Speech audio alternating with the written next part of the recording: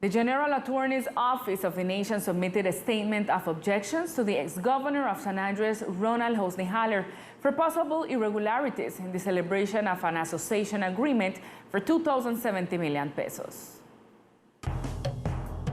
According to the Attorney General's Office, the former departmental governor will have contracted under the figure of an association agreement the elaboration and analysis of the social and family demand profile of the department, despite the fact that the object of the contract obligated him to celebrate it under another modality. The control entity specified that the purpose of this type of agreement is to promote programs or activities of public interest. That is to say, they cannot be used to comply with the work of the governor's office, as it would have happened in this case. They also questioned the conduct of the former Secretary of Planning, Sebastián Castelote Mora, who violated the principle of transparency and the duty of objective selection by signing the study and previous document of the agreement in question, indicated that the contractual object could be executed under this modality, and is also questioned.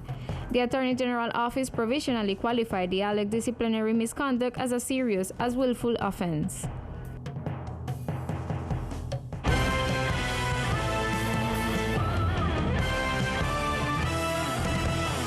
Secretary of Infrastructure Abel Archbold has given a report of tranquility after the floods caused by the heavy rain last night.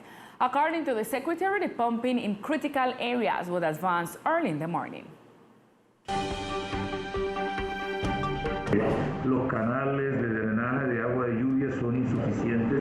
The rainwater drainage channels are so insufficient in San Andres that when it rains the way it rained last night, we are going to be flooded. But with God's favor, we guarantee that in one day with these pumping stations working, we will get by. Several sectors were flooded by the downpour that embraced the island last night. However, according to the leader of the Infrastructure Office, thanks to the cleaning of sewers and storm drains, as well as pumping stations, the effects were minor, and most critical points are already dry. Nosotros manejamos 7 estaciones de bombeo. We manage 7 pumping stations, of which with last night's downpour, today there are 2 critical points which are behind the airport by the old warehouse and the old control tower. Fortunately, we are pumping. We hope that today there will be no water again. Sectors such as John Well also continue to be intervened so that they can be completely dry during the course of the day. And the National Health Ministry has decided that the third dose of vaccine against COVID-19 will be applied in the country, and the first population to receive it is already being defined. According to the ministry, the decision was taken based on the recommendations of the Vaccine Advisory Council, and the booster will be for people who are confirmed from a clinical point of view to have a deficit in their defense or immunosuppression. Today was announced the decision of the Vaccine Advisory Committee to apply the third dose for people with different conditions related to immunosuppression. These conditions are heart transplant, kidney transplant, pancreas, lung, intestines, liver, bone marrow transplant after the first 2 years, and also for people with leukemia with chemotherapy and lymphoma with chemotherapy. For now, those who are confirmed for the third dose will receive it 1 month after completing their schedule. In addition, the ministry announced that they are studying other important population groups and are awaiting confirmation and studies to be published this or next week. They also clarified that the application of this third dose will depend specifically on the studies that show evidence to prioritize certain groups, and in this way they will move forward with the risk groups. For now, the evidence suggests that it could be those over 70 years of age.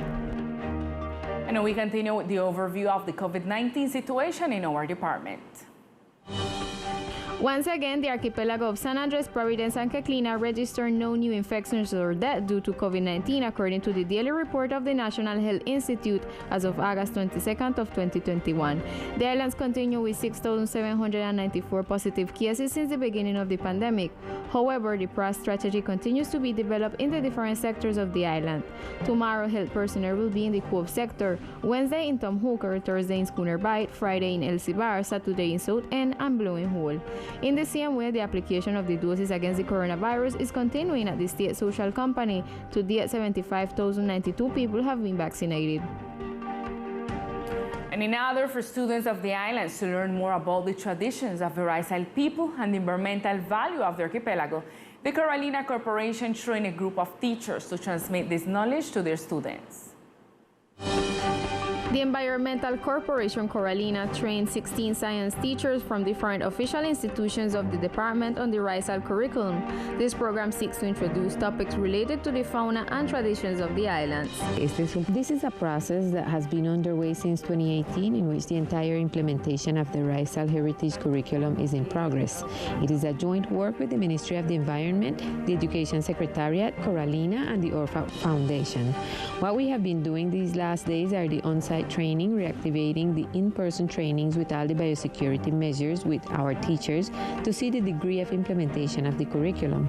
There is also a proposal from the teachers to the Ministry of Education to establish a chair beyond the curriculum, to establish a chair of RISAL Heritage, which we see with very good eyes. In the RISAL Heritage curriculum, students will be able to find accurate information about the Biosphere Reserve and the traditions of the RISAL people. Carolina also pointed out that this curriculum will be updated very soon by the Ministry of Education in partnership with the Education Secretariat. The Secretary of Government made a call to the political parties that have not provided their contact information so that they can be taken into account for meetings in view of the upcoming elections. Hello, Lisa and all the community, and well, to comply with the electoral calendar, the Secretary of Government needs some databases from the directors and representatives from the political parties. This is the facts. El 26.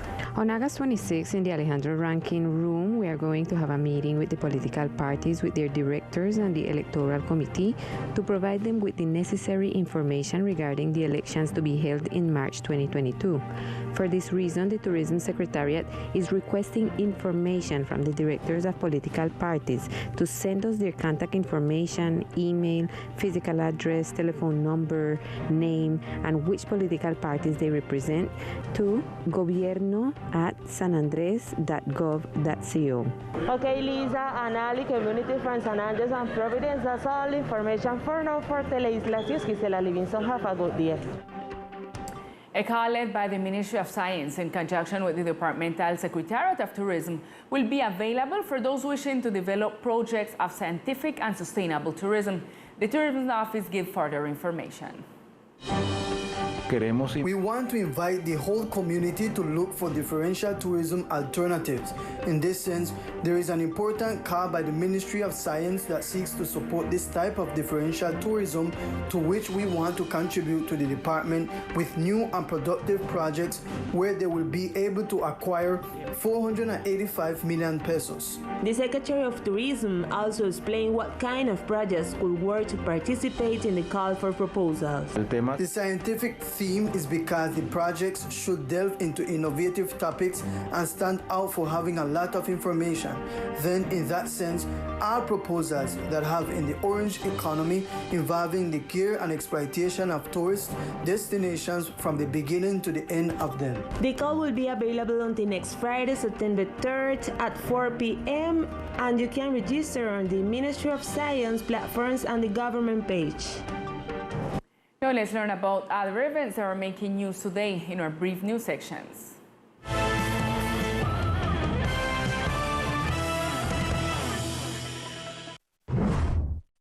The anti-smuggling meeting of the Caribbean region held on the island of San Andres, which was attended by the Secretaries of Finance, Heads of Revenue, and coordinators of the operational teams in the frontal fight against this scourge, ended. Among the commitments agreed were to generate electronic procedures, financing alternatives, and project structuring and strengthening of the finances of the departments. The National Police of the Archipelago Department, through its Prevention and Citizen Educational Group, conducted activities to promote and disseminate the hotline for women victims of violence 155 in different sectors of the island, with the aim of encouraging citizen reporting and the care route in cases such as these, through door-to-door visits and talks by the uniformed personnel seeking to reduce this crime. The Secretary of Tourism met with tour operators of the Big Pond Lagoon in order to listen to the community and generate strategies to improve the conditions of this site, which stands out as a point of interest for tourists. Also, the government seeks to establish a model of community tourism with the Raizal people to promote a sustainable proposal with the conservation of these ecosystems that are home to an important part of the flora and fauna of the islands. Now we continue with the weather forecast.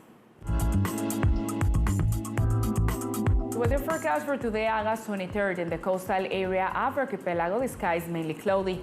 Temperature is 30 degrees Celsius, winds from the northeast direction with intensities of 18 km per hour. Humidity forecast is of 79% and probability of precipitation is of 69%.